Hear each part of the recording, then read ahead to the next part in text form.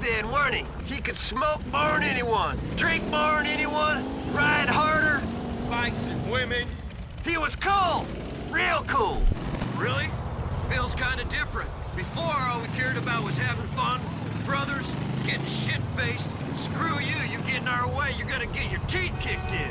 In the gritty industrial sprawl of Actor Alderney, where factory smoke hung like a fog that never lifted, Johnny Klebitz came into the world around 1974. He was born to a hard-working Jewish family, scraping by a neighborhood that offered little hope and even fewer dreams. As a kid, Johnny wandered those cracked sidewalks, imagining himself somewhere far away. He dreamed of joining the army, fighting for something bigger than himself, structure, discipline, purpose. Johnny had an older brother, Michael, steady, responsible, the kind of guy who tried to walk the straight path even in a crooked city. But in 1984, when Johnny was just 10, Michael made a new friend, a 13-year-old kid named Billy Gray. Billy was wild. He was introduced to violence and racism at a young age. You know, I grew up watching your kind getting killed on the TV. Hell of a show. Angry at everything and everyone, but even back then, he had that spark, the kind of reckless charisma that could drag people into his orbit. Through Michael, Billy met Johnny, and a bond formed, one that would outlast reason, morality, and nearly their lives. As Johnny grew into his teens in the early 90s, the world he once looked up to began to crumble. He saw war after war on TV, men dying for politics that made no sense. His dream of serving turned to dust, replaced by anger and mistrust. Always thought I'd be an army man. Not so much when I realized war was just about getting the fat cats fatter, though. And somewhere along the way, Johnny lost his faith too. Technically, you are 230 pounds of Jewish biker, John boy. Your faith has gotta come first. Religion, Billy. Religion. I gave up with faith. From that moment on, he put his trust only in what he could see, touch, and ride. While Billy's rap sheet grew, bike theft, assaults, even murder, Johnny followed the same road, drawn to the chaos his friend embodied. By 1986, Billy was already in trouble, arrested at 15 for bike theft and spending time in juvenile halls. And soon enough, Johnny began following his lead. By 1989, 18-year-old Billy escalated to murder, possibly involving local Brian, whose own harsh upbringing bred fierce loyalty. After prison, both found a home among outcasts in the Lost MC. The Lost had started back in 1964 when 8 Vietnam veterans returned from Hanoi, scarred, addicted, and hungry for freedom. They called themselves the Lost in memory of the brothers they'd left behind in the jungle. What began as a small band of broken soldiers turned into a nationwide brotherhood, an outlaw family bound by loyalty, violence, and the open road. In Alderney, Billy carried that legacy forward, and soon after, Johnny joined him. Jim, you remember when I joined up? Sure do. Squirrely little bag of bones that you were. Billy was cool back then, weren't he? He could smoke more'n anyone, drink more'n anyone, ride harder. Bikes and women. He was cool, real cool.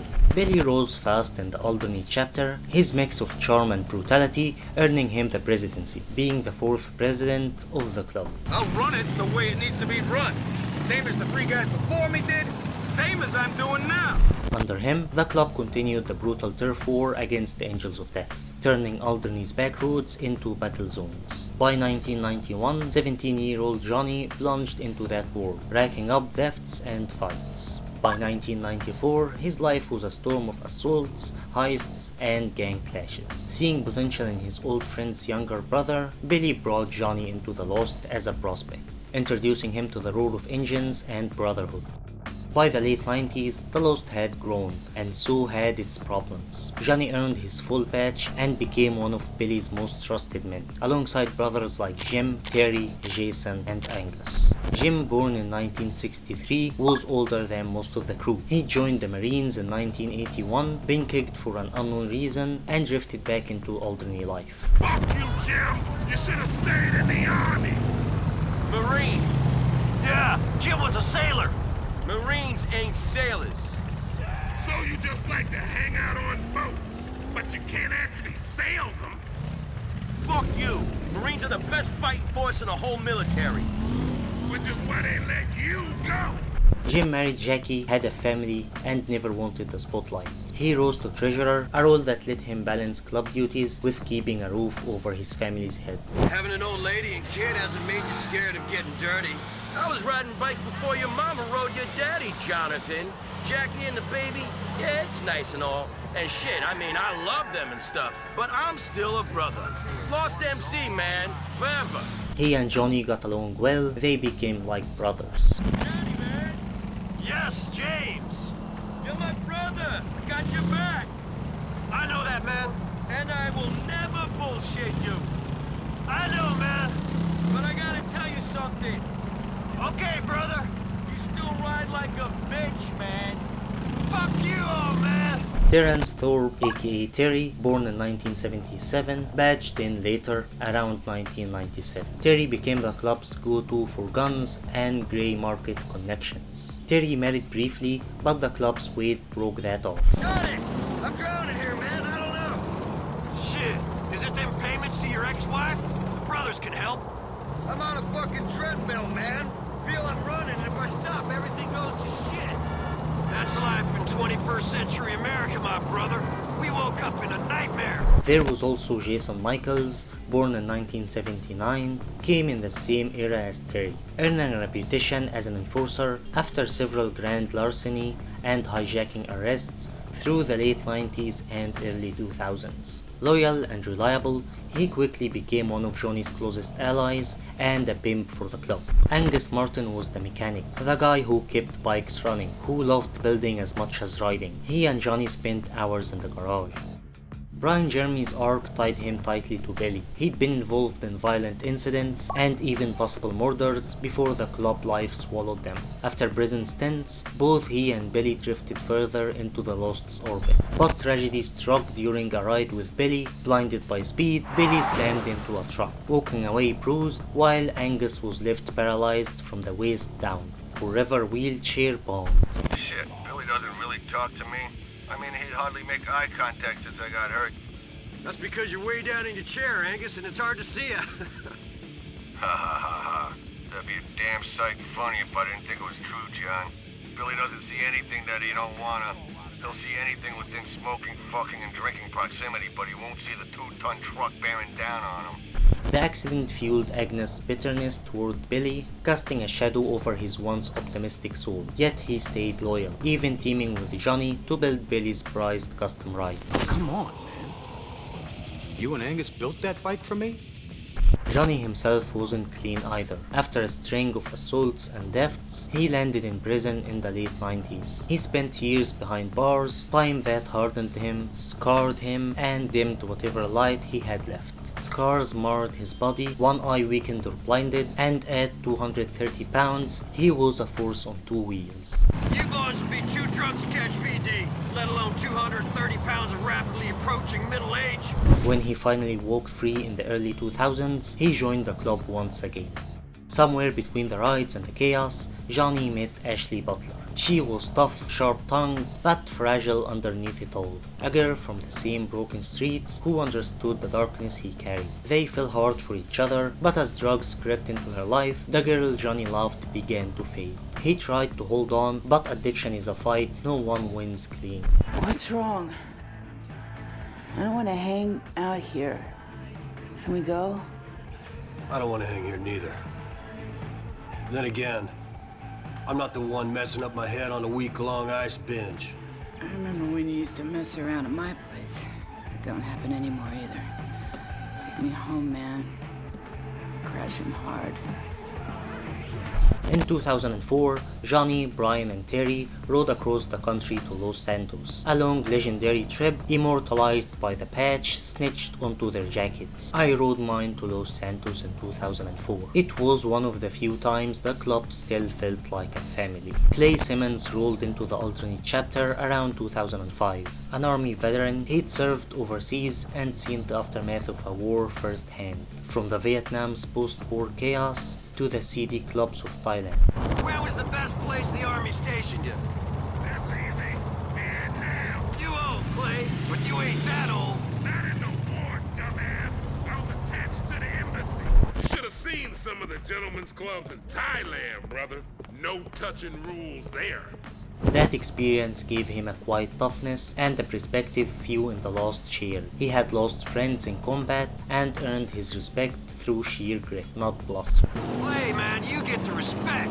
Gotta admire a man who served his country and saw some action overseas. On the edge and I can't speak about the between the sheets kind. But with Ashley, what started as occasional highs escalated. Cocaine and meth gripped her, turned the girl he loved into a shadow of herself. Got me. I don't got you.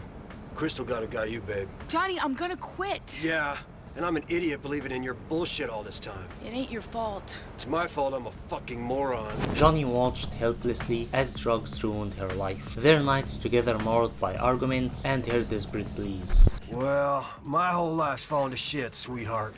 Guess it was dumb of me to think this would be any different. I'm sorry. Still, he held on, his care for her a quiet constant amid the club's roar. If you love her enough, you can help her. It's past that, dude. We're over. Long gone. But you're still helping her out of fixes? If it's over, you got to end it completely. Yeah, I know it. But you know me.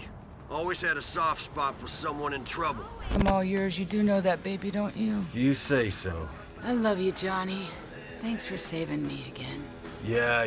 But by the mid-2000s, Billy's leadership had become a nightmare. Drugs, the violence, the chaos, it all spiraled. Really? Feels kinda different. Before, all we cared about was having fun, brothers, getting shit-faced. Screw you, you get in our way, you're gonna get your teeth kicked in. Thank you, poor Jerry. And now what's it feel like to you, Jonathan? Feels like knocking heads is a full-time job. And maybe if we stopped doing it for a minute, we'd look around and realize that the fun ended a long time ago. He picked fights with the Angels of Death just for the thrill, dragging the Lost into a war that never seemed to end. And then came the Final Betrayal. Billy slept with Ashley. Johnny's world broke apart quietly, but he swallowed it, never confronting his president openly. Deep down, their relationship had already fractured under Ashley's addictions. The affair was the breaking point. Tell me, do you still have Ashley's phone number? Why don't you give her a call for me? Tell her I'm inside getting all sorts of fucked up, and that I would really like we, meaning all of us, would love some whole. Johnny, baby, I heard Billy's back inside. Yeah, he's locked up for a time. They might give you two a conjugal visit trailer if you ask the screws nice. Fuck you, Johnny. Why you being like that? I just like Billy, that's all. You like a lot of people, Ash. Yeah, but I only love you. Stop saying that.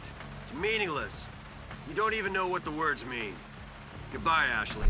Johnny ended it, heartbroken, yet his protectiveness endured. He dropped everything for her calls, seeing her as a victim of the very poisons devouring their world. It isn't my white knight, my savior, Johnny K. I ain't your savior, baby. I might have beaten up a few pimps and pushers, but I'm never gonna save you from yourself. I learned that a long time ago. That's the old me. I'm clean now. I'm off the meth and all that shit. Didn't seem like that when I last saw you. Just checking you're okay. Bye, Ash. Michael was still overseas, and he never stopped tearing into Johnny for the biker life he'd chosen. Johnny didn't hold back either. To him, Michael wasn't serving some noble cause. He was just fighting other people's war. Billy's heroin use spiraled, fueled by steroids that stoked his rage. Johnny, you're wasting away, man. I think it's all the worrying you do. Why don't you hit the weights later? You're not as big as those days when you hit the roids either, William. You know, coming off heroin's kind of hard. I think I acquired this touch of amnesia. Leading to shocking incidents, a road accident that cost a woman her leg and left the nephew of Angels of Death member Joseph Johnson in a coma. Listen, Billy. They were pissed, and they had a reason. Your bike chopped that girl's leg off. You put Joe John's nephew in a coma. By 2008, the inevitable happened. Billy Gray was arrested for drug distribution and sent to court-ordered rehab. Johnny finally stepped up, taking the reins as acting president of the Lost MC. And for the first time in years, things seemed to calm down. He broke the truce with the Angels of Death, handing over Billy's Revenant bike as a peace offering, the cash covering legal fees. What business is more important, Mr. 1980s yuppie big shot, than your best friend's bike when he's close to getting a 15-year stretch? The business that pays his lawyer's fees. The business that puts food on all of our tables. The business that we are all in while you're out pretending to be saved. And tried to keep his brothers from tearing each other apart. But peace never lasts long in Alderney, because soon after, Billy came back, clean, furious, and ready to take back everything Johnny had built. Yeah, you're right, brother. I'm gonna go get it. And you know what? Peace and prosperity be damned. Peace and prosperity be damned, my brother. And that's where The Lost and Damned begins.